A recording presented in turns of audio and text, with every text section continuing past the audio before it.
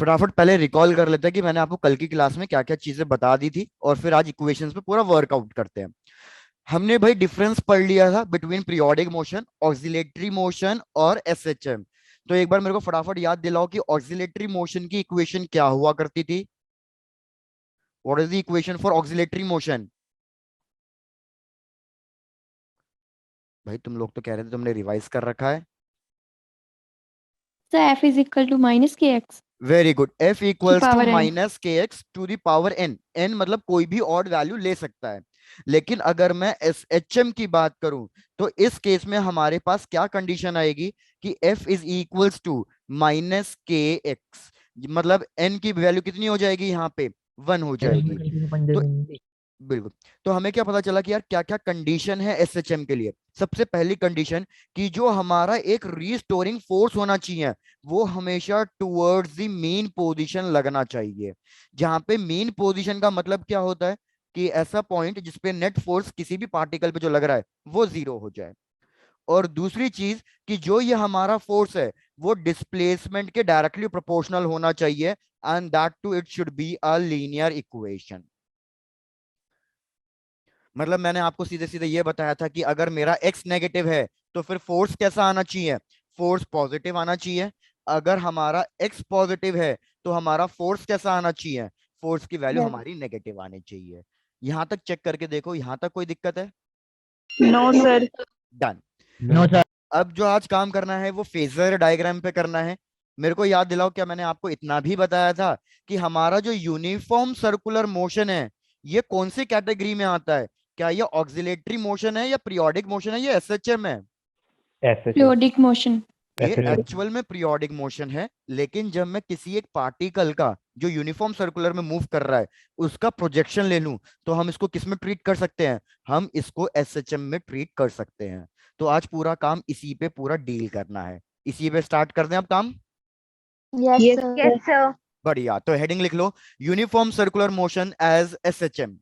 मैं short form में लिख रहा हूं, uniform circular motion as SHM.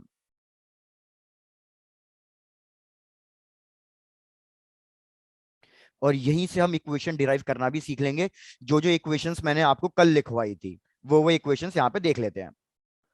तो भाई मैंने कहा कि ये हमारा कोई एक पार्टिकल है जो एक सर्कुलर पाथ के अलोंग मूव कर रहा है। एक्स एक्सिस ड्रॉ कर दी, वाई एक्सिस ड्रॉ कर दी। भाई मैंने कहा ये पार्टिकल है जो मूव कर रहा है सर्कुलर पाथ में with some angular velocity omega. भाई आपको एंगुलर वेलोसिटी के फॉर्मूले याद रखने हैं। एंगुलर वेलोसिटी के क्या फॉर्मूले बताए थे? एक फॉर्मूला तो मैंने आपको ये बताया था, delta theta by dt। V अभी वाई आर। फिलहाल यही वाला फॉर्मूला याद रखो, चल जाएगा।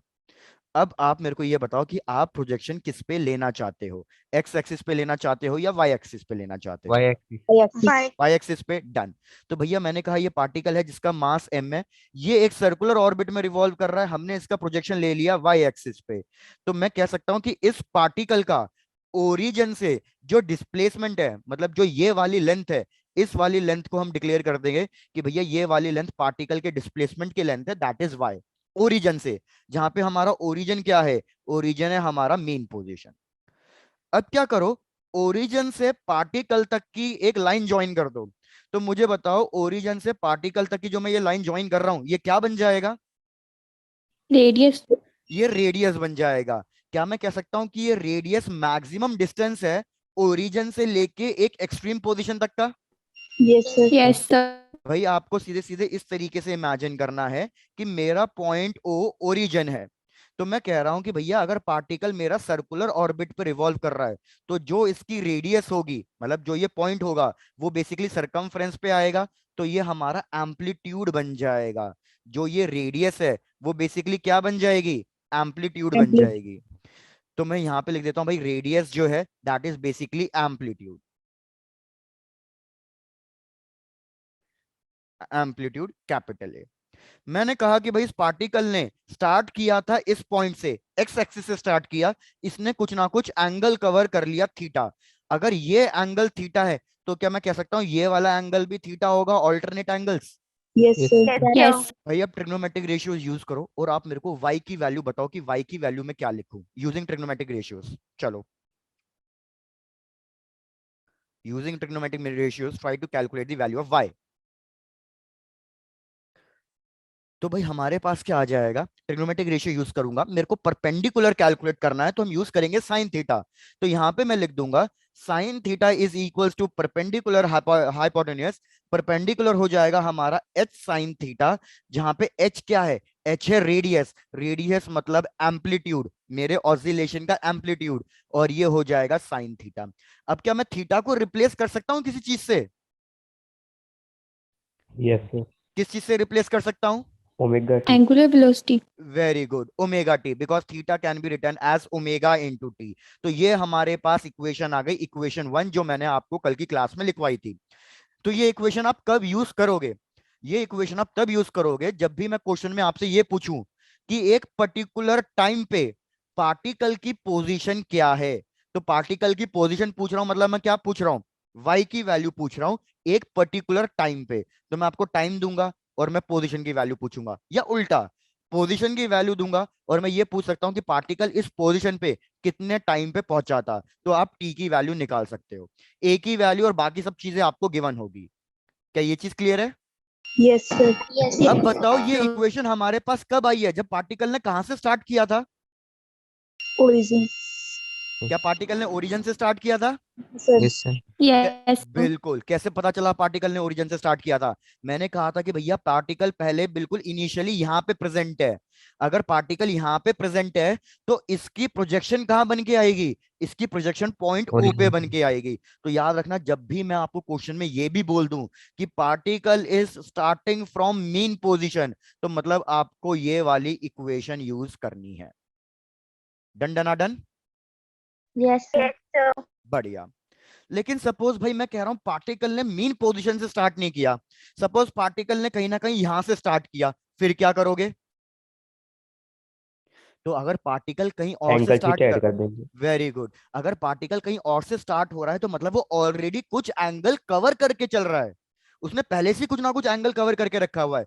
तो बस ये इक्वेशन थोड़ी सी मॉडिफाई हो जाएगी, ये इक्वेशन बन जाएगी y equals to A sine omega T plus minus five, जहां पे फाइ हमारा क्या कहलाता है, फाइ हमारा कहलाता है फेज एंगल। फेज एंगल का मतलब कि भाई पहले से ही वो कुछ ना कुछ एंगल कवर करके बैठा है।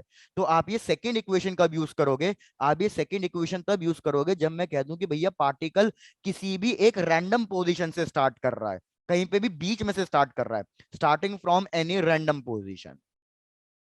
चेक कर लो क्या ये इक्वेशन पूरी क्लियर है या नहीं। Yes, sir.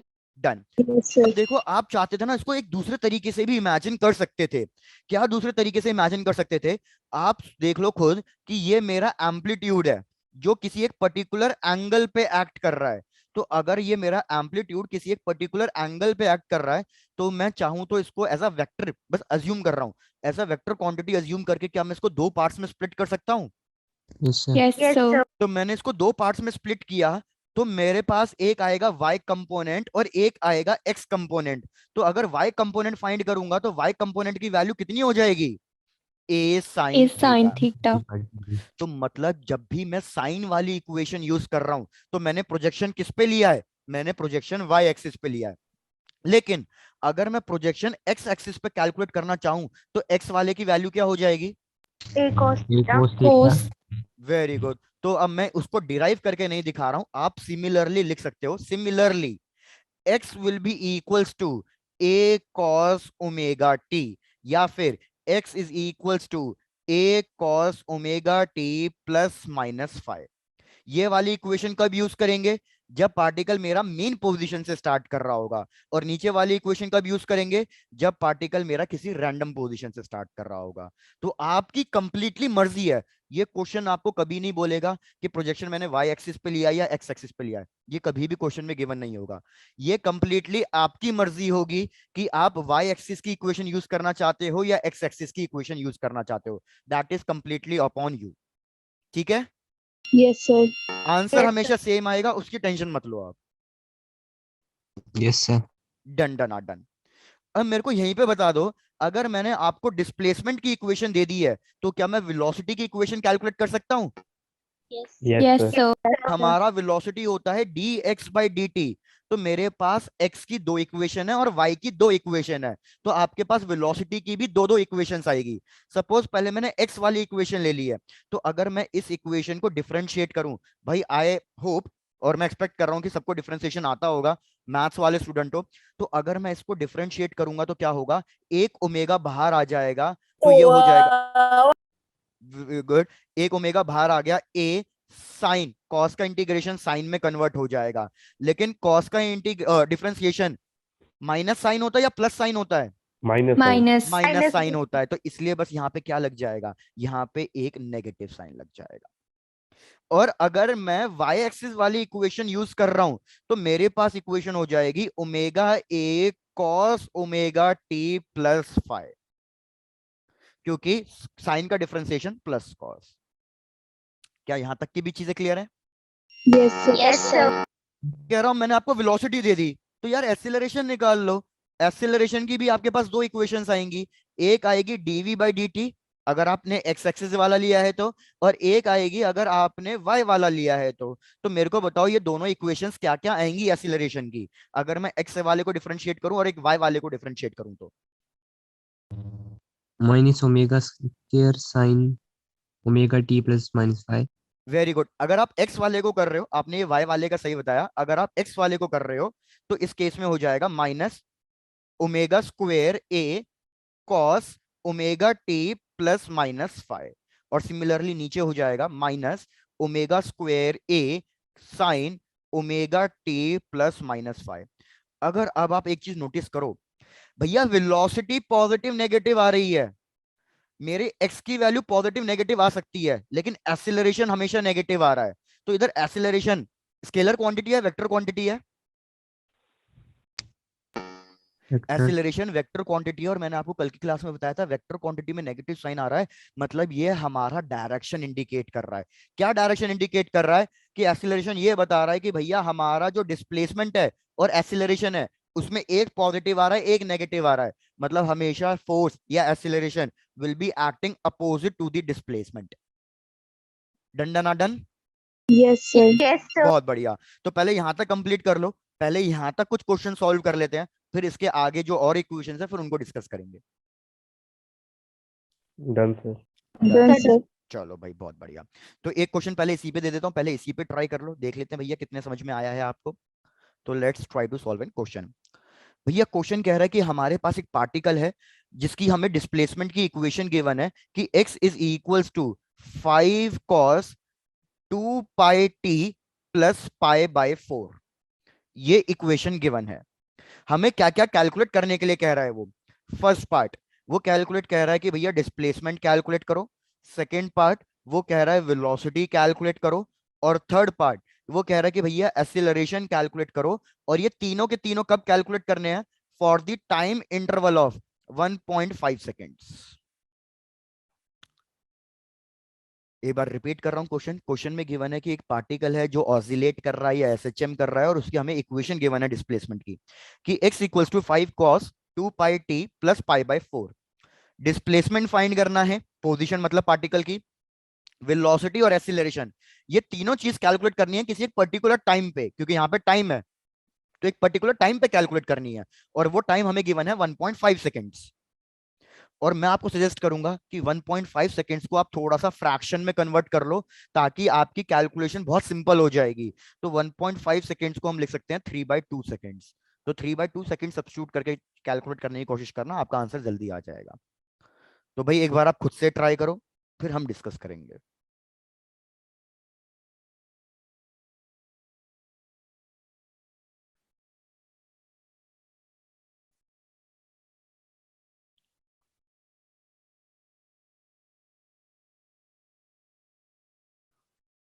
अच्छा पहले, इससे पहले तो मेरे को एक और चीज बता दो, क्या सबको पता है कि कौन से क्वाड्रेंट में कौन सा ट्रिग्नोमेट्रिक रेशियो पॉजिटिव नेगेटिव होता है, कौन से एंगल पे? Yes sir. Yes, sir. Yes, sir. Done. Yes, sir. चलो बढ़िया है।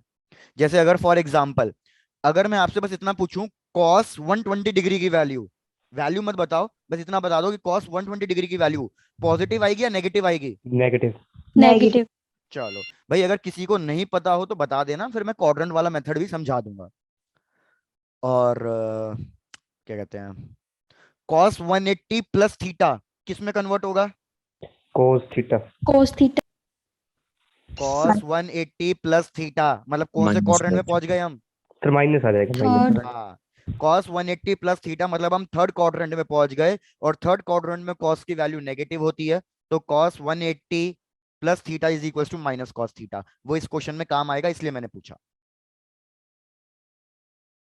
तो यहां लिख देता हूं, शायद से अगर किसी को नहीं पता चल रहा है तो, cos 180 plus theta it will go in second third quadrant, तो ये बन जाएगा माइनस cos थीटा। और अगर मैं चाहूं तो इसको ऐसे भी लिख सकता हूं, cos n pi plus theta, मतलब 180 को पाई के टर्म्स में लिख दिया, is equals to minus cos theta. इस चीज की इस क्वेश्चन में रिक्वायरमेंट है, इसलिए ये चीज बताया है।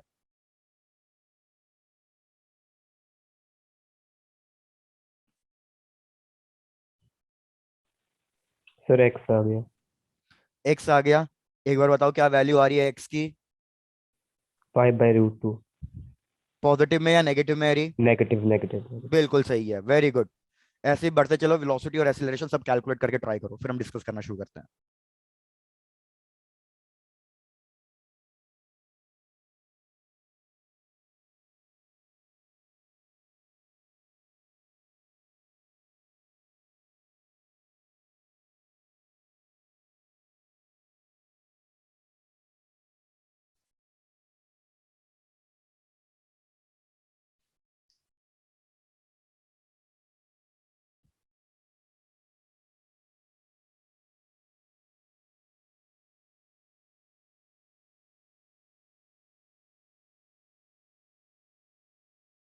भाई लास्ट 1 मिनट और दे रहा हूँ, सबका हो जाना चाहिए, देन विल डिस्कस।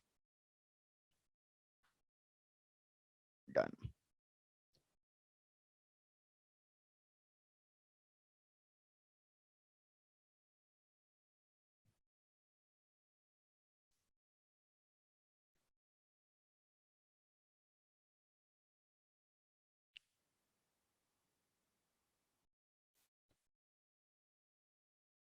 चलो, तो लेट्स स्टार्ट। भाई हमें सबसे पहला पार्ट कैलकुलेट करना है, मतलब मेरे को एक्स कैलकुलेट करना है, तो एक्स की तो इक्वेशन गिवन ही है मेरे को, तो बस मेरे को क्या करना पड़ेगा, डायरेक्टली वैल्यू सब्स्टिट्यूट करनी है। मानसी आप अपना आंसर फ्रैक्शन में छोड़ दो, बिकॉज जो ऑप्शंस गिवन थे वो फ्रैक्शंस में ही गिवन थे, आप उसको प्रॉपर डेसिमल में कन्वर्ट मत करो, बहुत टाइम लग जाएगा उस केस में। तो फर्स्ट पार्ट हमें एक्स की ही इक्वेशन गिवन है, तो बस मेरे को डायरेक्टली टाइम सब्स्टिट्यूट करना है, तो मेरे पास डायरेक्टली फर्स्ट पार्ट का आंसर आ जाएगा। तो मैं लिखूंगा x is equals to 5 cos, ये हो जाएगा 2 पाई, मैंने टाइम की वैल्यू आपको पहले ही बता दिया कि फ्रैक्शन में रखो बहुत जल्दी कैलकुलेशन हो जाएगी, प्लस π/4। तो अगर मैं देखूं कि भाई हमारे पास क्या क्या कैंसिल आउट हो रहा है, ये 2 और ये 2 कैंसिल आउट हो रहा है, तो मेरे पास आ रहा है x is equals to 5 cos 3 pi plus π/4। अगर आप देखो क्या ये इक्वेशन बिल्कुल इसकी तरह नहीं बन रही, 5 cos n pi plus theta के बराबर, तो मैंने आपको ऑलरेडी बता दिया cos n pi plus theta किसके बराबर होता है, minus minus cos cos theta के बराबर होता है। तो ये बन जाएगा -5 cos π/4, π/4 हमारा थीटा है, तो π/4 मतलब कितना होता है, 45 डिग्री, cos 45 डिग्री की वैल्यू 1/√2। तो हमारे पास फर्स्ट पार्ट का आंसर आ गया -5/√2। सब लोग एक बार चेक करके बताओ और सही से, क्या फर्स्ट पार्ट में किसी को कोई डाउट है? No, sir. भाई Yes, बहुत sir. बढ़िया, डन। अब सिमिलरली सेकंड पार्ट भी डिस्कस कर लेते हैं। मेरे को x की वैल्यू cos में गिवन है, तो मतलब वेलोसिटी के लिए मेरे को इसको डिफरेंशिएट करना पड़ेगा, तो डिफरेंशिएट करूंगा तो मेरे पास क्या आएगी वेलोसिटी की इक्वेशन, -ω इंटू साइन ω प्लस -5। अगर अब आप देखो इस इक्वेशन को कंपेयर कर लो, किससे कंपेयर कर लो, a cos ω प्लस -5। तो मेरे को बताओ a की वैल्यू किस क्या है, a की वैल्यू कंपेयर कंपेयर करेंगे 5 तो 5, ओमेगा की वैल्यू कितनी गिवन है, 2 पाई 2 pi 2 पाई, और फाई की वैल्यू कितनी गिवन है, पाई पाई बाय बाय 5/4 4। तो बस वही सब चीजें यहाँ पे सब्स्टिट्यूट कर देनी है। तो v is equals to minus omega की वैल्यू 2 पाई, एम्पलीट्यूड की वैल्यू 5 इंटू साइन, और बाकी वैल्यू सब्स्टिट्यूट कर देनी है। साइन ओमेगा की वैल्यू फिर से 2 पाई, टाइम की वैल्यू 3/2, और यहाँ पे हो जाएगा plus minus π/4। Plus minus pi by 4। तो भैया हमारा ये 2 गया, तो फिर से हमारे पास आ गया -2 पाई, इसको 10 पाई कर देता हूं साथ ही साथ, -10 पाई साइन, अगेन फिर से कहानी वही बन रही है, n pi plus pi by 4। तो ये किस में कन्वर्ट हो जाएगा? sin pi by 4. Minus sine pi by 4। Minus sine, क्योंकि अगेन थर्ड क्वाड्रेंट में पहुंच रहे हैं, थर्ड क्वाड्रेंट में पहुंच रहे हैं, तो थर्ड क्वाड्रेंट में तो साइन भी नेगेटिव होता है। तो यहाँ पे बन जाएगा 10 पाई साइन पाई बाय 4। तो अगर मैं सारी वैल्यू सब्स्टिट्यूट करूं तो मेरे पास आ जाएगा 10 पाई बाय √2। भैया चेक करो, यहां तक कोई दिक्कत हो तो बताओ। No no sir. Done, No, sir. बहुत ही बढ़िया। भाई वेलोसिटी भी आ गई, सेकंड पार्ट भी हो गया। अब आ जाओ थर्ड पार्ट पे, थर्ड पार्ट कैलकुलेट करके देख लेते हैं। तो जब हम थर्ड पार्ट कैलकुलेट करेंगे सर तो एक मिनट, लास्ट स्लाइड। हाँ बिल्कुल बिल्कुल। अब अपने आप देख लो कि एक्सीलरेशन की आप कौन सी इक्वेशन यूज करोगे, मतलब Done, sir. वेलोसिटी को डिफरेंशिएट करना है। प्रकुल कुछ डाउट है तो पूछ लो यार। Done sir. डन, चलो। Thank you sir.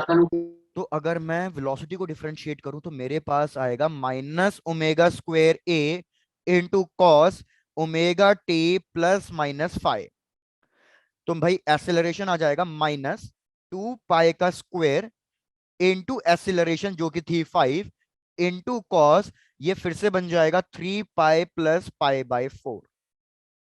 तो हमारे पास अब की बार क्या बन जाएगा, -4 20 pi square into cos pi by 4। तो भैया फाइनल आंसर क्या लिखे हम, फाइनल आंसर आएगा -20 पाई स्क्वायर बाय √2। ऑप्शन में इसी तरीके से था, इससे ज्यादा सिंपलीफाई आप करना भी मत अपने आंसर को, यहीं तक आप अपना आंसर छोड़ सकते हो।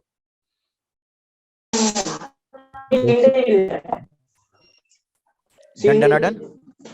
Yes, sir. Okay good. Sir ये हाँ बोलो। सर माइनस साइन प्लस नहीं हो जाएगा अब? हमें ओमेगा का स्क्वायर करना है, माइनस का स्क्वायर नहीं करना, माइनस तो बाहर है, ओमेगा का स्क्वायर करना है, तो वो तो एज इट इज रहेगा। cos 3 pi plus pi by 4 negative होगा। अच्छा ओके ओके, माय मिस्टेक, ठीक है, डन डन डन।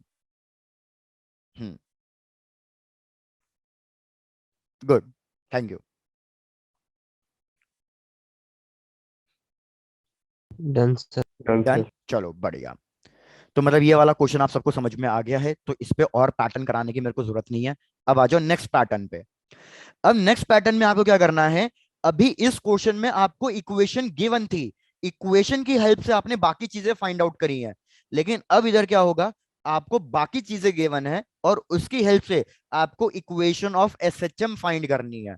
तो क्वेश्चन है भैया कि right the equation for the SHM, right the equation of SHM. देखो हमें क्या सिचुएशन गिवन है, सिचुएशन हमें ये गिवन है कि भैया हमारा जो पार्टिकल है वो स्टार्ट कर रहा है x इक्वल्स टू 0 पे, कब, जब टाइम t इक्वल्स टू 0 है। मतलब जब हमने पार्टिकल की रीडिंग लेना शुरू किया एसएचएम में, तो पार्टिकल हमारा अभी ओरिजिन के पोजीशन पे बैठा हुआ है।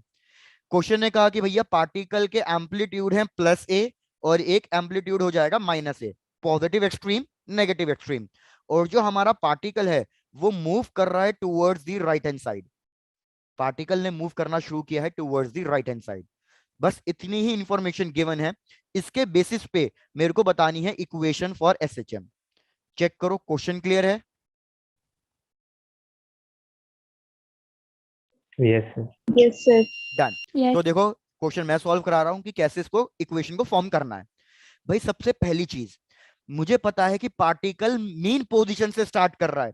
अगर पार्टिकल मीन पोजीशन से स्टार्ट कर रहा है तो मेरी कौन सी इक्वेशन यूज होनी चाहिए, Cos omega t. First वाली. मतलब या तो a sin omega T use होनी चाहिए या a cos omega T use होनी चाहिए। लेकिन इसमें एक दिक्कत है भैया, आपने रीडिंग लेना तब शुरू किया है जब पार्टिकल ओरिजिन पे प्रेजेंट है, लेकिन यह भी तो हो सकता है कि पार्टिकल पहले से ही आधा ऑसिलेशन कंप्लीट करके आ गया हो। नहीं समझे भाई, रिपीट, मैं कह रहा हूं कि सपोज जैसे ये मेरा पेंडुलम है और ये मेरा पेंडुलम ऑसिलेट कर रहा है, तो ये वाली पोजीशन हो गई x इक्वल्स टू 0। मैं कह रहा हूं भैया ये भी तो पॉसिबिलिटी हो सकती है कि ऑलरेडी जो मेरा पेंडुलम था वो ऑसिलेशन में ही था, वो अपना ये हाफ ऑसिलेशन कंप्लीट करके आ रहा है। जब पार्टिकल हाफ ऑसिलेशन कंप्लीट करके आ रहा है तो भी तो वो ओरिजिन की पोजीशन पे पहुंचेगा, Yes, sir. और Yes. तब उसकी मूवमेंट किस साइड हो रही होगी, तब उसकी मूवमेंट राइट हैंड साइड हो रही होगी। तो ये भी एक पॉसिबिलिटी है। सिंस ये भी एक पॉसिबिलिटी है ना, तो इसलिए हम क्या करते हैं, हम जनरली हमेशा इस टाइप की इक्वेशन को ही यूज करना ज्यादा प्रेफर करते हैं, मतलब +-5 वाली इक्वेशन को ही प्रेफर करते हैं। क्यों प्रेफर करते हैं कि भैया अगर एंगल की वैल्यू 0 भी हुई तो कोई दिक्कत नहीं है, वो चीज हमें अपने आंसर से पता चल जाएगी, हमारे आंसर में अपने आप वो एंगल की वैल्यू 0 डिग्री आ जाएगी। चेक करो क्या ये बात समझ में आ गई। Yes, sir. Yes. तो भैया मैं तो यही सजेस्ट करूंगा, आप हमेशा ये वाली इक्वेशन यूज कर लो, +-5 वाली। अगर आपके फाइ की वैल्यू 0 भी हुई या कोई भी वैल्यू हुई, वो अपने आप आपको आंसर के हेल्प से मिल जाएगा। चलो आगे डिस्कस करते हैं। अब मेरे को बताओ, क्वेश्चन में एक इंपॉर्टेंट इंफॉर्मेशन गिवन है, क्या इंपॉर्टेंट इंफॉर्मेशन गिवन है? हाँ शिवानी बोलो। सर यहाँ पे कोस वाली क्यों नहीं की? हाँ मर्जी आपकी, आप कॉस वाली यूज कर लो, ओके सर। बिल्कुल मर्जी है, इसमें कोई सी भी यूज कर सकते हो, आंसर में कोई फर्क नहीं आएगा। अब मैं कह रहा हूं कि भैया हमें एक इंपॉर्टेंट इंफॉर्मेशन गिवन है क्वेश्चन में कि x 0 है कब, जब टाइम 0 है। तो यहाँ पे टाइम की वैल्यू 0 रखो, टाइम की वैल्यू 0 रखूंगा तो मेरे पास आ जाएगा a sin 0 डिग्री +5। साइन 0 0 होता है तो यहाँ पे बस अल्टीमेटली क्या बचेगा, यहाँ पे अल्टीमेटली बस साइन 5 बचेगा। अब टाइम की वैल्यू 0 पे x की वैल्यू कितनी थी, 0, तो यहाँ पे रख दो 0। तो भैया a को यहाँ पे डिवाइड करूंगा तो मेरे पास आएगा साइन 5 इक्वल्स टू 0। अब मेरे को ये बताओ कौन से एंगल पे साइन की वैल्यू 0 डिग्री 90. होती है? 90 0. अरे साइन की वैल्यू Zero. पूछ रहा हूँ, हाँ 0. 0 0. डिग्री पे। लेकिन याद रखो, जैसे अभी मैंने बोला कि जरूरी नहीं कि पार्टिकल मेरा मेन पोजीशन पे ही बैठा हुआ था, ये हो सकता है कि पार्टिकल मेरा एक हाफ ऑसिलेशन कंप्लीट करके आ रहा हो। तो आपको एंगल्स, दो एंगल्स बताने हैं हमेशा, 0 से लेके 180 डिग्री तक आपको दो वैल्यूज बतानी है जिसपे साइन की वैल्यू 0 होती हो। 180 पर.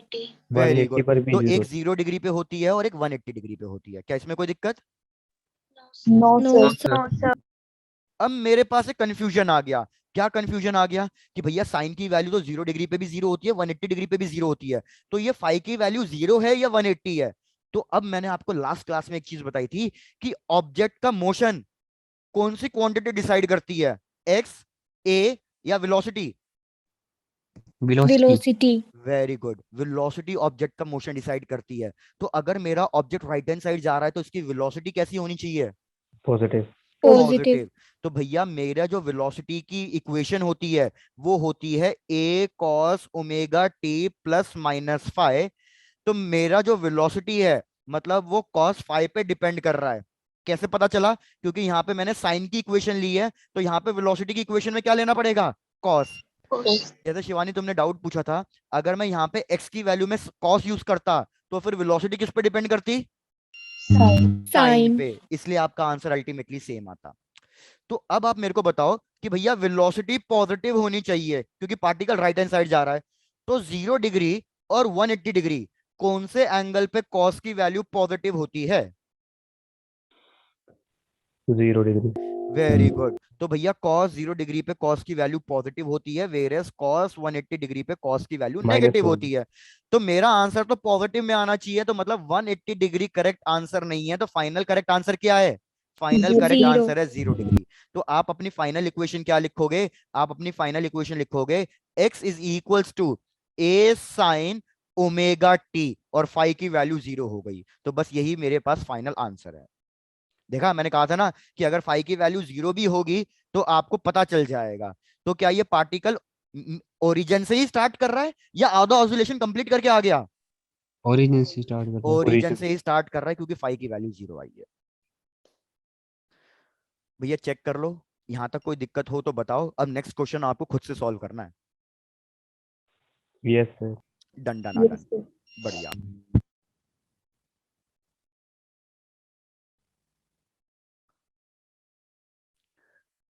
इत्तिका, भाई मैं तो आज आपको क्लास में फर्स्ट टाइम देख रहा हूँ, और विवांशु तुम भी बहुत ही मतलब जमाने बाद, आज कैसे? चलो भाई, try to solve the next question. Same वही है, इक्वेशन ऑफ एसएचएम लिखनी है।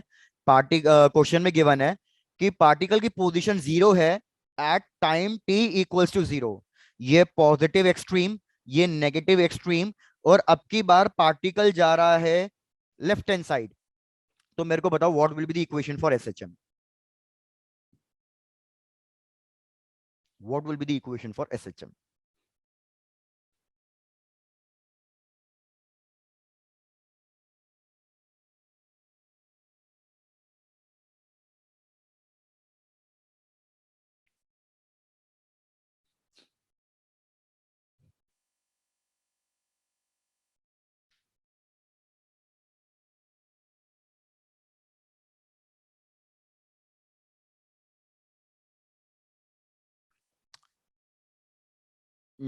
ठीक है प्रकुल, गुड, बढ़िया। यार ये क्वेश्चन बिल्कुल सिमिलर ही तो है पिछले वाले से, आपको कैलकुलेट करना ही नहीं था इसमें, आप डायरेक्टली अपना आंसर बता सकते थे। एक बार बताओ, मेरा पार्टिकल राइट हैंड साइड में जा रहा था, इसलिए मैंने इन दोनों में से कौन सा एंगल सेलेक्ट किया था? 0 डिग्री। 0 डिग्री, बिकॉज मेरी वेलोसिटी की वैल्यू पॉजिटिव होनी चाहिए थी। ये वाला क्वेश्चन और ये जो अब नया क्वेश्चन दिया है, इसमें बस इतना ही तो डिफरेंस है कि ये अब मेरा पार्टिकल ओरिजिन से ही स्टार्ट कर रहा है, लेकिन अब वो राइट हैंड साइड नहीं जा रहा, वो कहाँ जा रहा है? तो डायरेक्टली मैं बीच इनिशियल स्टेप्स खा रहा हूँ, क्योंकि मैं एक्सपेक्ट ये कर रहा हूँ आपको समझ में आ गया है, मैं इनिशियल स्टेप्स खा रहा हूँ। क्या मैं डायरेक्टली लिख सकता हूँ ना कि भैया वेलोसिटी cos फाइव पे डिपेंड करेगी, और Yes. इधर मेरी वेलोसिटी नेगेटिव है, तो 0 डिग्री और 180 डिग्री में से कौन से एंगल पे cos की वैल्यू नेगेटिव होती है? 180। 180 180। डिग्री। अब की बार 0 डिग्री गलत हो जाएगा। तो बस इक्वेशन ये बन जाएगी, x equals to a sine omega T plus minus pi. अब जिसने इसको सॉल्व करके और सिंप्लीफाई करके लिखा है वो उसकी मर्जी है, लेकिन इससे ज्यादा सिंप्लीफाई हो नहीं पाएगा। मतलब हाँ, pi plus minus omega T करके आप कर सकते हो सिंप्लीफाई, माय मिस्टेक, कर सकते हो सिंप्लीफाई। तो वो आपकी मर्जी है, आप इससे ज्यादा सिंप्लीफाई कर सकते हो, मतलब करना चाहते हो या नहीं करना चाहते, डिपेंड्स अपॉन दी ऑप्शन। जैसे प्रकुल तुमने सिंप्लीफाई करके भेजा तो तुम्हारा आंसर बिल्कुल सही है। Yes, sir. क्लियर है? दे दूं next question? Yes, sir. Yes, Sir. sir. Done. ये वाला क्वेश्चन आया हुआ क्वेश्चन है, तो प्लीज इसको ट्राई करना।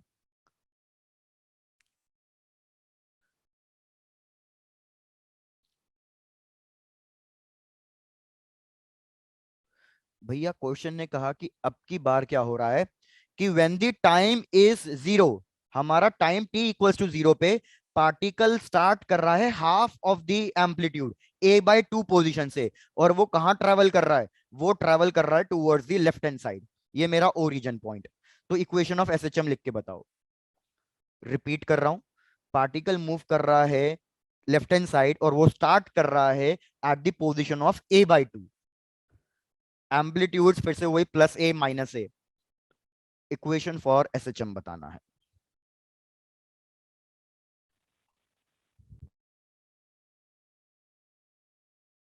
हाँ एरी बोलो। सर इसमें फेस डिफरेंस हाफ हो जाएगा? नहीं, फेस डिफरेंस हाफ नहीं होगा, नहीं, फेस डिफरेंस की कुछ ना कुछ वैल्यू आएगी, लेकिन हाफ नहीं होगा।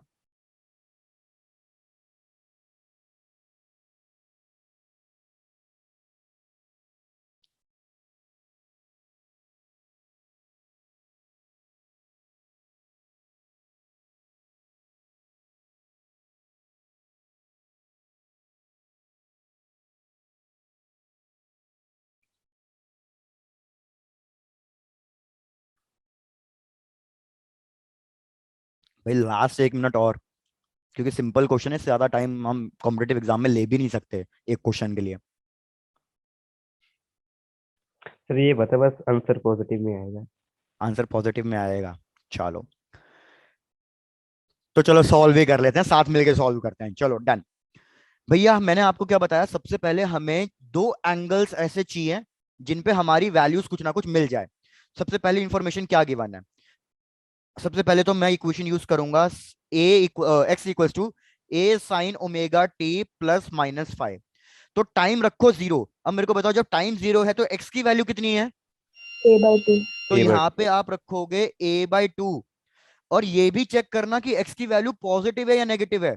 तो पार्टिकल का जो मैंने ये पोजीशन दी है, ये राइट हैंड साइड आ रही है, तो एक्स की वैल्यू पॉजिटिव लूंगा या नेगेटिव लूंगा? पॉजिटिव। पॉजिटिव। पॉजिटिव लूंगा। गुड। अगर सपोज पार्टिकल की पोजीशन यहां दे देता तो सेम हो जाता, बस यहाँ पे -a/2 लिखता।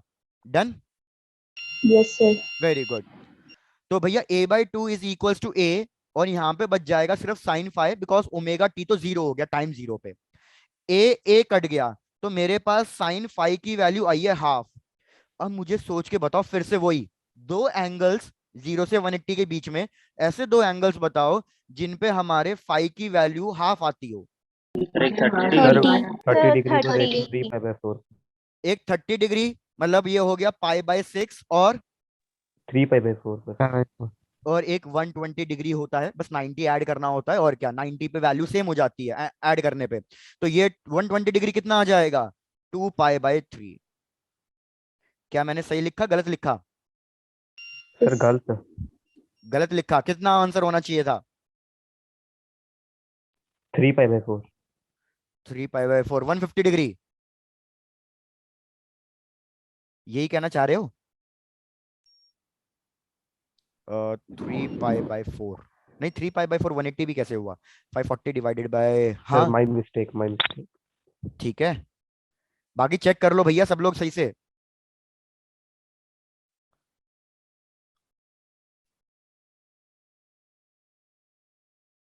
सर 135 होता है वो तो। डन। मेरे को पहले दो एंगल्स तो बताओ, कौन से दो एंगल्स पे साइन की वैल्यू हाफ आएगी? सब 150 और 30 पर। 150 और 30 पे। हाँ तो फिर तो मैं सही लिख रहा था ना, 30 और 150, तो 150 कितना हो जाएगा अगर मैं पाई के टर्म्स में कन्वर्ट करना चाहूं तो? अरे भैया 5π/6 नहीं हो जाएगा यार? डाउट है क्या किसी को? रिपीट करूं? No sir. भैया बोल दो। भैया साइन थीटा तो एक होता ही होता है, ऊपर से हमें यह पता है कि साइन 180 माइनस थीटा पे साइन थीटा हो जाता है, तो मतलब थीटा पे वैल्यू साइन की आएगी, और एक 180 माइनस थीटा पे साइन की वैल्यू सेम आएगी। तो अगर मैं यहाँ पे 30 डिग्री लिख रहा हूं, तो कौन से दूसरे एंगल पे साइन की वैल्यू सेम होगी? 150 डिग्री पे। अब ये मैंने 5/6 कैसे निकाला? भाई मुझे पता है अगर मैं 30 में 5 मल्टीप्लाई कर दूं तो वो 150 बन जाएगा। तो 30 के लिए अगर मैं π/6 लिख रहा हूं, तो मतलब 5π/6 कितना हो जाएगा? 150 हो जाएगा। मैंने तो सिंपल इस लॉजिक से कैलकुलेट किया है। अब आ जाते हैं नेक्स्ट पार्ट पे। भैया वेलोसिटी डिपेंड करेगी कॉस पे, तो इधर बताओ वेलोसिटी क्या है, पॉजिटिव है या नेगेटिव है? नेगेटिव। नेगेटिव है, तो मतलब कॉस की वैल्यू भी नेगेटिव होनी चाहिए। तो कॉस की वैल्यू नेगेटिव 30 डिग्री पे होती है या 150 डिग्री पे होती है? 150। 150। तो मतलब 30 डिग्री गलत है, तो हमारे पास फाइनल इक्वेशन क्या आएगी? फाइनल इक्वेशन आएगी x is equals to a sine omega T plus 5π/6। Check कर लो, कोई डाउट हो तो बताओ। No, sir. नो। बढ़िया बढ़िया। इसको कंप्लीट करो and give me a minute please.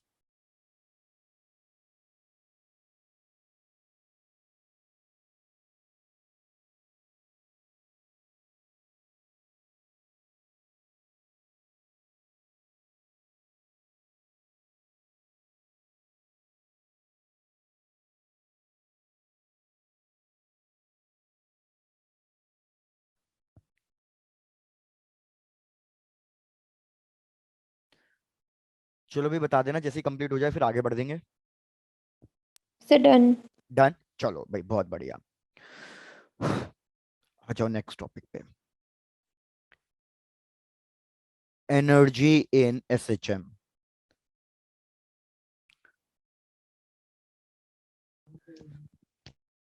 क्या कोई कुछ पूछना चाह रहा है?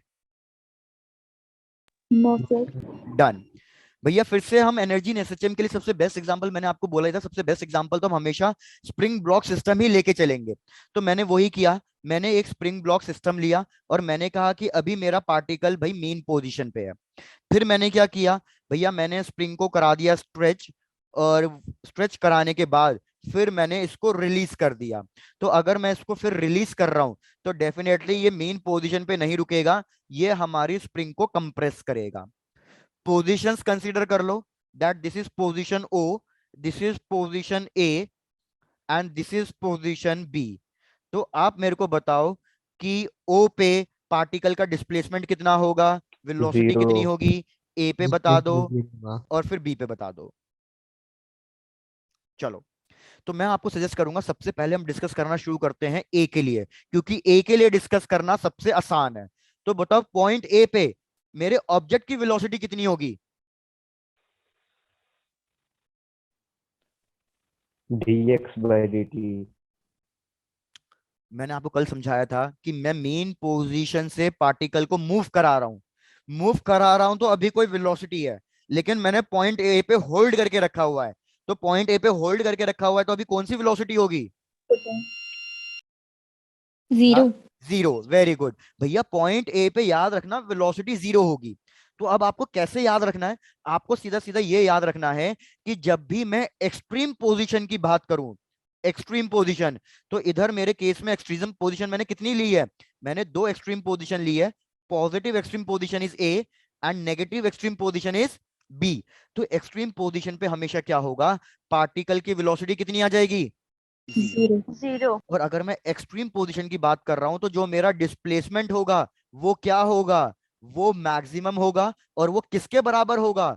वो पॉजिटिव एम्पलीट्यूड के बराबर होगा। क्या ये चीज समझ में आई है? Yes sir.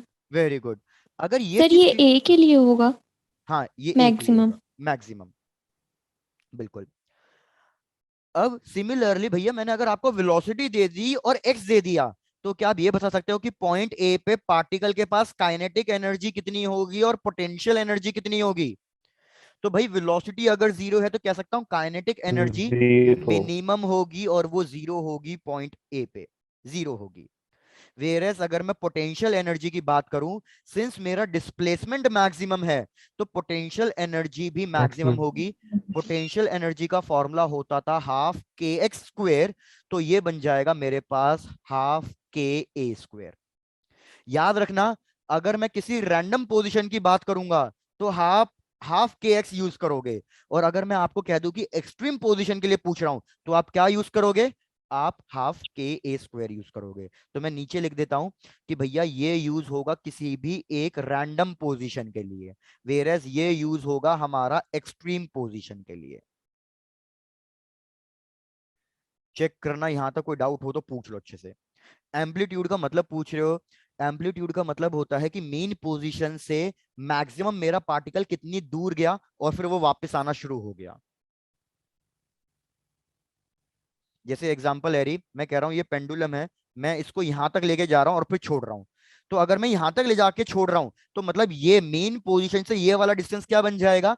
एम्पलीट्यूड। अब ये जब भी ऑक्सिलेट करेगा ना, ये इतने ही डिस्टेंस पे ऑक्सिलेट करेगा दोनों साइड। एरी, क्या ये चीज क्लियर है? Yes sir. डन। अगर अभी भी क्लियर नहीं है तो बता देना, मैं फिर से किसी और तरीके से समझाऊंगा फिर आपको। डन। Done sir. चलो, सिमिलरली याद रखना कि ये जो वेलोसिटी और काइनेटिक एनर्जी मैंने जीरो लिखी है, ये एक्सट्रीम पोजीशन पे लिखी है। लेकिन अगर मैं कोई रैंडम पोजीशन ले लूं, suppose random position is C, तो सी वाले पॉइंट पे हमारी ना तो वेलोसिटी जीरो होगी ना तो डिस्प्लेसमेंट मैक्सिमम होगा। तो पॉइंट सी के बारे में अभी खैर बाद में बात करेंगे, पहले ए के लिए समझ लो। पॉइंट ए के लिए सारी चीजें क्लियर है? Yes Yes. Sir. Yes. Sir. तो यार अगर मैं आपसे टोटल एनर्जी कैलकुलेट करने के लिए बोलूं तो टोटल एनर्जी कितनी आएगी? Half k A square. Very good, total energy half k square आ जाएगी, बिकॉज काइनेटिक जीरो है। तो टोटल एनर्जी तो हमेशा कांस्टेंट ही रहती है। तो अगर मैं किसी भी रैंडम पोजीशन पे पूछूं या किसी भी एक्सट्रीम पोजीशन पे पूछूं या मीन पोजीशन पे टोटल एनर्जी पूछूं, किसी भी पॉइंट पे टोटल एनर्जी पूछूं, आप हमेशा डायरेक्टली ये वाला फॉर्मूला यूज कर सकते हो। चेक करो Yes. पॉइंट ए क्लियर है तो फिर मैं पॉइंट ओ पे पहुंचूं। Yes sir. Yes sir. Done. याद रखना ये पॉइंट ए के लिए भी एप्लीकेबल है और ये पॉइंट बी के लिए भी एप्लीकेबल है, दोनों के लिए एप्लीकेबल है। अब आ जाते हैं पॉइंट ओ पे। तो भैया पॉइंट ओ की अगर मैं बात करूं तो मुझे दिख रहा है कि डिस्प्लेसमेंट मिनिमम है, और वो कितना है? वो जीरो है। डिस्प्लेसमेंट जीरो है तो जो पोटेंशियल एनर्जी कैलकुलेट करूंगा वो भी जीरो आएगी। पोटेंशियल अगर एनर्जी जीरो हुई है तो वो किसमें कन्वर्ट हुई होगी? Kinetic energy. काइनेटिक And तो एनर्जी। याद रखना पॉइंट ओ पे वेलोसिटी मैक्सिमम होगी, मैक्सिमम। और ये कितनी होगी, क्या कोई बता सकता है? अब बताओ, मैं बताता हूँ कैसे कैलकुलेट करोगे। अगर आपको याद हो, मैंने वेलोसिटी का एक फॉर्मूला लिखवाया था कल की क्लास में कि velocity is equals to omega into A square minus X square. अब ये वाला इक्वेशन यूज करने का टाइम आ गया। मैं कह रहा हूं पॉइंट ओ पे एक्स की वैल्यू कितनी है? 0. तो आपके पास वेलोसिटी आ जाएगी omega into root of A square, मतलब कितनी आ जाएगी velocity? Omega A. Omega A. तो भैया याद रखना, velocity maximum velocity will be plus minus omega A. Plus minus क्यों? क्योंकि अगर राइट हैंड साइड जा रहा है तो प्लस, लेफ्ट हैंड साइड जा रहा है तो नेगेटिव। तो याद रखना, ये मैक्सिमम वेलोसिटी के लिए फॉर्मूला आ गया। तो काइनेटिक एनर्जी होता है हाफ एम वी स्क्वेयर। तो मतलब हमारे पास क्या हो जाएगी kinetic energy? Half m omega square A square. क्या इसमें भी कोई दिक्कत? No, sir. No. बढ़िया। तो टोटल एनर्जी के मेरे पास दो फॉर्मूले आ गए। कौन से दो फॉर्मूले आ गए? एक फॉर्मूला तो हाफ के ए स्क्वायर था। अब एक दूसरा फॉर्मूला भी बता सकता हूं। दूसरा फॉर्मूला क्या हो जाएगा? हाफ एम ओमेगा स्क्वायर ए स्क्वायर। अब क्वेश्चन आपको और कंफ्यूज कर सकता है। कैसे कंफ्यूज करेगा? ओमेगा का फॉर्मूला मैंने आपको एक और बताया बाय 2 पाई इंटू फ्रीक्वेंसी। तो अगर मैं यहां पे ओमेगा को रिप्लेस कर दूं तो ये क्या बन जाएगा? Half m 4 pi square F square into A square. तो आप मल्टीपल फॉर्मूले यूज कर सकते हो टोटल एनर्जी के, डिपेंडिंग अपॉन की क्वेश्चन में क्या चीज हमें गिवन है। अगर क्वेश्चन में डायरेक्टली ओमेगा गिवन है तो ये वाला फॉर्मूला, एम्पलीट्यूड और कांस्टेंट गिवन है, स्प्रिंग कांस्टेंट, तो डायरेक्टली फर्स्ट वाला फॉर्मूला, और अगर फ्रीक्वेंसी गिवन है, सब कुछ गिवन है, तो फिर तो लास्ट वाला फॉर्मूला चलेगा। Done sir. डन, बहुत बढ़िया। पहले यहां तक पूरा अच्छे से चेक करो, फिर अब रैंडम पॉइंट किसी पॉइंट सी की बात करते हैं। Done, sir. डन, बहुत बढ़िया। तो भैया मैंने डायग्राम में क्या कर लिया, कोई एक रैंडम पॉइंट ले लिया, जहां आपका मन करे, लेफ्ट राइट जहां मर्जी आप ले लो। तो मैंने कोई एक रैंडम पॉइंट ले लिया सी। मैंने आपको यह भी बताया था कि हम जो भी डिस्प्लेसमेंट लेते हैं वो कहां से लेते हैं, एक्सट्रीम से या मीन से? Mean. Very good. तो ये हमारा डिस्प्लेसमेंट होगा कुछ ना कुछ एक्स। तो यहाँ पे डिस्प्लेसमेंट भी है और पार्टिकल अपनी मीन पोजीशन पे भी नहीं पहुंचा, तो ना तो डिस्प्लेसमेंट मैक्सिमम होगा ना तो मिनिमम होगा, और सेम चीज वेलोसिटी के साथ। तो जब हम पॉइंट सी की बात करेंगे तो पॉइंट सी के लिए भैया कुछ ना कुछ पोटेंशियल एनर्जी आएगी, और पोटेंशियल एनर्जी आ जाएगी हाफ के एक्स स्क्वायर। लेकिन कुछ ना कुछ काइनेटिक एनर्जी भी आएगी। तो काइनेटिक एनर्जी के लिए हम फॉर्मूला यूज करेंगे हाफ एम वी स्क्वायर, और इधर मैं वेलोसिटी को रिप्लेस कर दूंगा।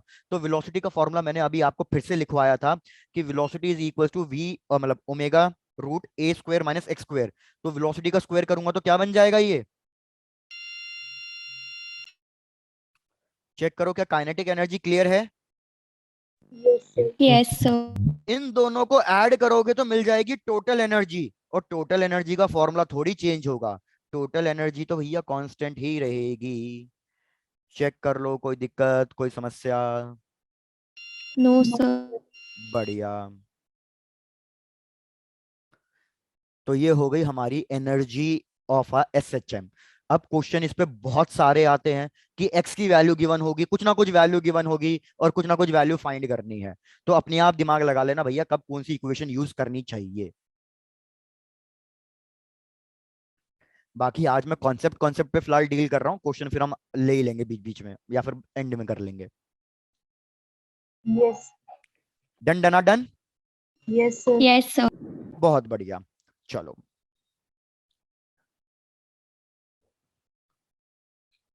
अब क्या करते हैं, कुछ ना कुछ और कॉन्सेप्ट के इसको अप्लाई करना सीखते हैं। तो भैया आ जाओ नेक्स्ट टॉपिक पे, स्प्रिंग ब्लॉक सिस्टम। और याद रखना ये आपका इस पूरे चैप्टर का ये सबसे इंपॉर्टेंट टॉपिक है। वैसे तो मैं ये नहीं बोलूंगा कि चैप्टर पढ़ो ही मत, लेकिन मैं ये बोलूंगा कि बाई चांस किसी के पास टाइम नहीं है पूरा चैप्टर पढ़ने के लिए, तो बस वो स्प्रिंग ब्लॉक सिस्टम टॉपिक जरूर कर लें, क्योंकि जो क्वेश्चन बनेगा वो इससे तो जरूर बनेगा ही बनेगा, स्प्रिंग ब्लॉक सिस्टम। तो भैया आ जाओ स्टार्ट करते हैं। सबसे फर्स्ट केस मैं ले रहा हूं वर्टिकल स्प्रिंग का। अगर आपको याद हो, हमने वर्क एनर्जी पावर में भी वर्टिकल स्प्रिंग पढ़ी थी। क्या किसी को याद है यस सर। कि भाई मैंने पहले ऑब्जेक्ट को कनेक्ट नहीं किया था तो मेरी स्प्रिंग नेचुरल लेंथ पे रहेगी, फिर जैसे मैं ऑब्जेक्ट को कनेक्ट कर दूंगा वो स्प्रिंग को स्ट्रेच करेगा, लेकिन कब तक स्ट्रेच करेगा? इक्विलिब्रियम पोजीशन पे तो हमारे फोर्सेस सेम हो जाएंगे, लेकिन वो उससे ज्यादा स्ट्रेच करेगा। कब तक? जब तक मेरे ब्लॉक की पूरी काइनेटिक एनर्जी किसमें ना चली जाए, पोटेंशियल पोटेंशियल Potential. एनर्जी में ना Potential. चली जाए। तो भैया वही सेम डायग्राम फिर से ड्रॉ करने हैं और उन पे पूरा डिस्कशन करना है। तो भैया केस वन मैंने क्या कहा कि भैया ये मेरी स्प्रिंग है जो अपनी नेचुरल लेंथ पे है। तो ये मैंने पोजीशन ड्रॉ कर दी नेचुरल लेंथ की। अगर ये नेचुरल लेंथ है तो अभी एक्स की वैल्यू कितनी होगी? 0. Very good. एक्स की वैल्यू 0, तो रिस्टोरिंग फोर्स की वैल्यू कितनी होगी? भैया जब स्प्रिंग स्ट्रेच ही 0. नहीं हो रही तो क्या रिस्टोरिंग फोर्स लगेगा? वो भी नहीं लगेगा, वो भी 0 होगा। अब नेक्स्ट सिनेरियो में हमने क्या कर दिया? नेक्स्ट सिनेरियो में हम भैया हमने कर दिया स्प्रिंग के साथ एक ब्लॉक कनेक्ट। तो जब मैं स्प्रिंग के साथ एक ब्लॉक कनेक्ट कर रहा हूं तो वो ब्लॉक थोड़ा सा नीचे आएगा और एक पर्टिकुलर पोजीशन ऐसी आएगी। प्लीज एक मिनट रुकना।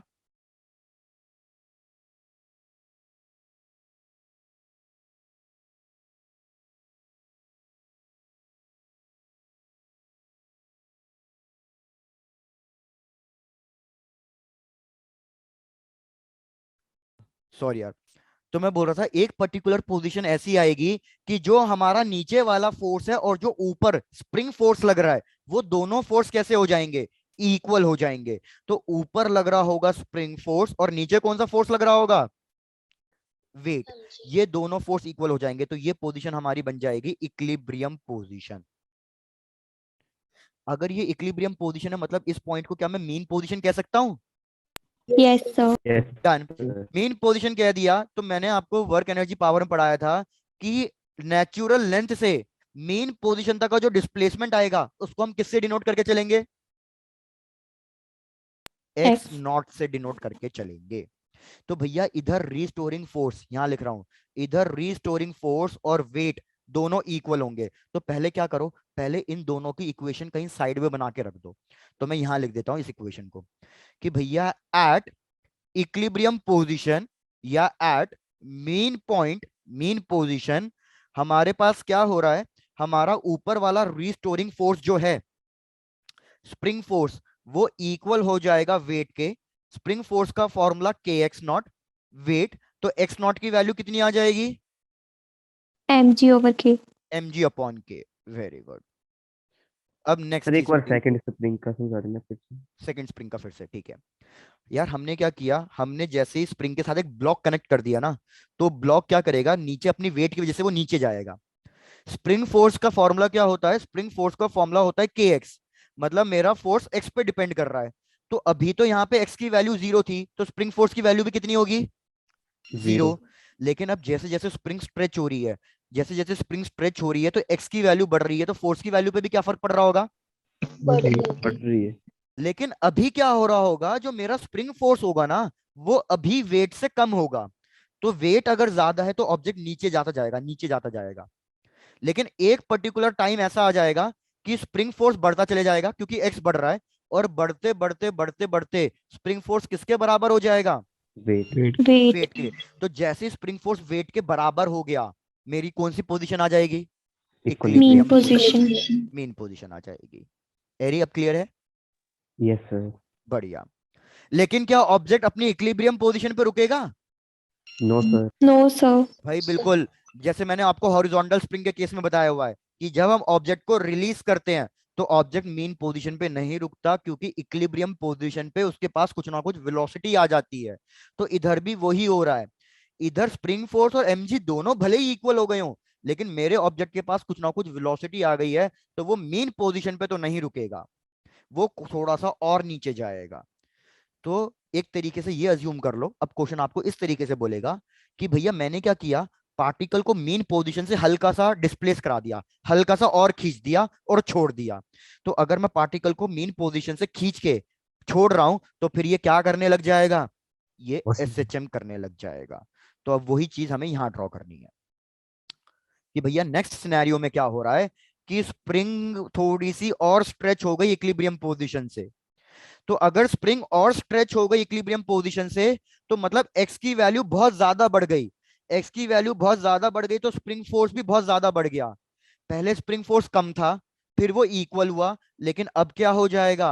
अब मेरा स्प्रिंग फोर्स वेट से क्या हो जाएगा, बड़ा हो जाएगा। Body. अगर स्प्रिंग फोर्स वेट से बड़ा हो गया तो ये ऑब्जेक्ट अब कहां जाएगा, क्या ये ऑब्जेक्ट नीचे जाएगा या ऊपर जाएगा? ऊपर। Very good. फिर इस केस में ये ऑब्जेक्ट ऊपर जाएगा और इन दोनों का जो सब्ट्रैक्शन करूंगा नेट फोर्स निकलेगा जो, वो मेरा रीस्टोरिंग फोर्स होगा।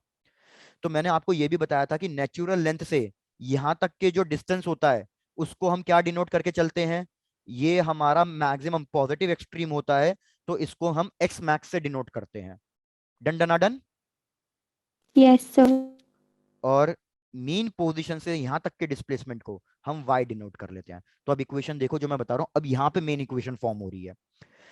एट एक्सट्रीम पोजीशन, अब यहां पे ध्यान देना, यहां पे मेन इक्वेशन है एट एक्सट्रीम पोजीशन।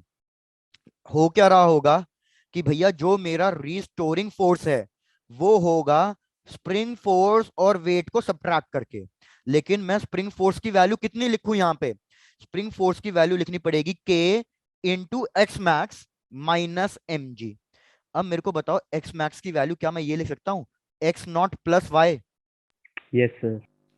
क्योंकि एक्स नॉट और प्लस वाई ये टोटल किसके बराबर है, ये टोटल एक्स मैक्स के बराबर है।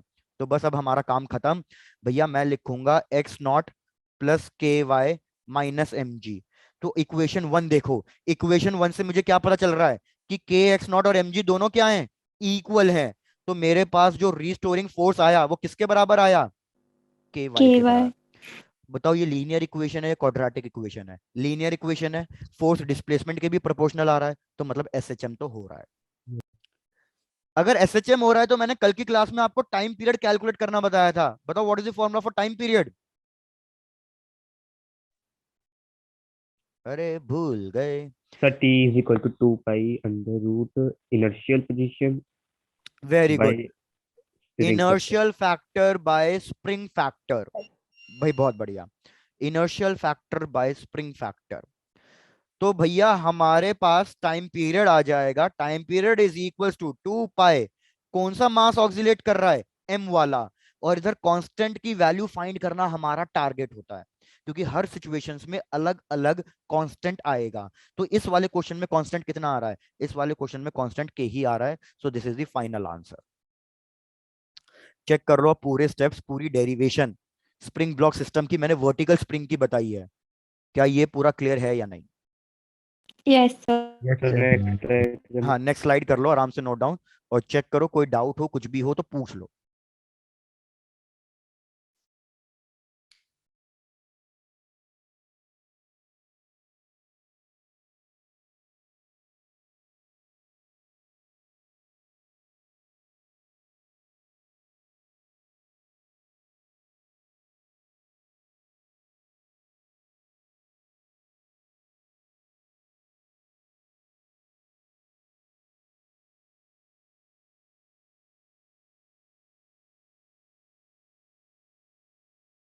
Done, sir. Done done, sir. चलो भाई बहुत बढ़िया। ये भी पूरा कंप्लीट No, sir. कर लो, कंप्लीट। भैया आजकल डे बाय डे स्ट्रेंथ कम होती जा रही है, जहां तक मेरे को याद है स्टार्टिंग में क्लास की स्ट्रेंथ जब पहुंचती थी 60 तक, फिर थोड़ी 50s के रेंज में पहुंची, अब सीधे 40s की रेंज में पहुंचने लग गई है। Done, sir. डन, चलो। Done sir. तो भैया फटाफट नेक्स्ट केस डिस्कस करते हैं और इसको भी खत्म करते हैं, ताकि हम नेक्स्ट क्लास में अपना बिल्कुल इस टॉपिक को और आगे फाइनल बढ़ा सके। अब की बार मैंने क्या किया है, वर्टिकल स्प्रिंग की जगह मैंने सेम सब कुछ सेम लिया है, बस इंक्लाइन प्लेन पे डिस्कस कर रहा हूँ अब चीजें। इंक्लाइन प्लेन पे एंगल ले लिया मैंने थीटा। भाई मैंने कहा कि ये कोई स्प्रिंग है और ये हमारे कनेक्ट किया हुआ है, स्प्रिंग अभी नेचुरल लेंथ पे होगी, तो ये वाली पोजीशन हो जाएगी ओ, क्योंकि अभी मैंने कोई ब्लॉक कनेक्ट नहीं किया। लेकिन जैसे ही मैं ब्लॉक कनेक्ट कर दूंगा क्या होगा भैया, ये स्प्रिंग को स्ट्रेच करेगा और एक पर्टिकुलर टाइम पे क्या हो जाएगा, मेरा स्प्रिंग फोर्स जो ऊपर रिस्टोरिंग फोर्स है वो किसके बराबर हो जाएगा, एम एम जी। जी। एम जी साइन थीटा के बराबर होगा इस केस में। तो जो ये वाली पोजीशन है, अब पोजीशन ए, ये आपकी मीन पोजीशन बनेगी। तो मैं यहां लिख रहा हूं एट ए, ए का मतलब एट मीन पोजीशन। हमारे पास क्या होगा, हमारे पास जो वेट है mg sin थीटा वो स्प्रिंग फोर्स के बराबर आएगा। और मैंने आपको बताया था नेचुरल लेंथ से मेन पोजीशन तक के डिस्टेंस को कितना लेते हैं हम? x not. वेरी गुड, तो यहाँ पे लिख दूंगा के एक्स नॉट, इक्वेशन 1। अब मैंने क्या कर दिया, इस ब्लॉक को थोड़ा सा खींच दिया और खींच के छोड़ दिया। तो अगर मैं इस ब्लॉक को थोड़ा सा और खींच के छोड़ रहा हूं तो फिर भैया ये SHM करेगा। तो अगर मैं इस ब्लॉक को थोड़ा सा खींच रहा हूं तो उस केस में क्या हो जाएगा, फिर से वही वाली बात है कि भैया मेरा ऊपर वाला स्प्रिंग फोर्स और नीचे वाले वेट में क्या रिलेशन बन जाएगा? स्प्रिंग फोर्स ज्यादा हो जाएगा और वेट वेरी गुड, तो मैं यहाँ पे लिख रहा हूँ डायरेक्टली, बीच बीच के स्टेप्स में कट कर रहा हूं क्योंकि हमें एग्जाम में डेरिवेशन से मतलब नहीं है। आप चेक कर लेना आपको समझ में आ रहा है या नहीं आ रहा है। तो भैया जब मैं पॉइंट बी से पार्टिकल को छोड़ूंगा तो इस केस में क्या होगा, हमारा जो रिस्टोरिंग फोर्स आएगा वो आएगा spring force minus mg sine theta, क्योंकि स्प्रिंग फोर्स बड़ा हो गया होगा। पॉइंट बी से नेचुरल लेंथ तक की डिस्टेंस कितनी होगी? x maximum. एक्स मैक्सिमम, और इस वाले को कुछ ना कुछ अज्यूम कर लो y, तो इक्वेशन बनाते चले जाओ। F restoring is equals to k x not plus y minus mg sine theta. बताओ आपकी बार क्या कटेगा? mg sin थीटा और mg mg sin theta and kx not. Very good, तो mg साइन थीटा और kx नॉट को काट दिया तो फिर से मेरा रिस्टोरिंग फोर्स कितना आया? ky। KY तो फिर से अगर रिस्टोरिंग फोर्स ky आ रहा है मतलब k की वैल्यू k ही आ रही है, तो टाइम पीरियड का फॉर्मूला चेंज होगा या सेम रहेगा? टाइम पीरियड का सेम। फॉर्मूला सेम रहेगा। यहां तक खत्म कर दो, आज के लिए इतना ही।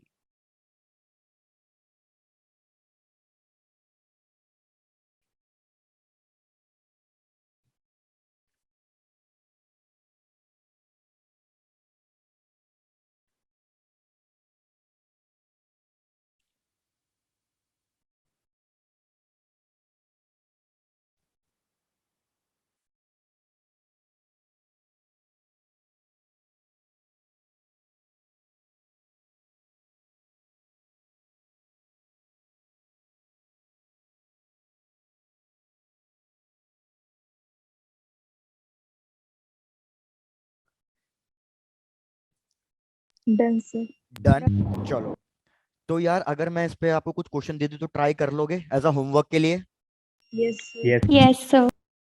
डन। तो भैया क्वेश्चन के लिए ट्राई करना है, देखते हैं। क्वेश्चन दे रहा हूं भैया, सब देख लेना। मैंने आपको वर्टिकल स्प्रिंग करा दिया, मैंने आपको इंक्लाइन प्लेन वाला करा दिया। अब आपको क्या करना है, खुद से ट्राई कर लेना for horizontal spring. Horizontal spring के केस में टाइम पीरियड कितना आएगा, मतलब जो डायग्राम मैं स्टार्टिंग से बनाते आ रहा हूं हॉरिजॉन्टल स्प्रिंग के केस वाले, वही डायग्राम आपको लेने हैं। और इस केस में भी आपको टाइम पीरियड कैलकुलेट करके बताना है कि टाइम पीरियड कितना होगा।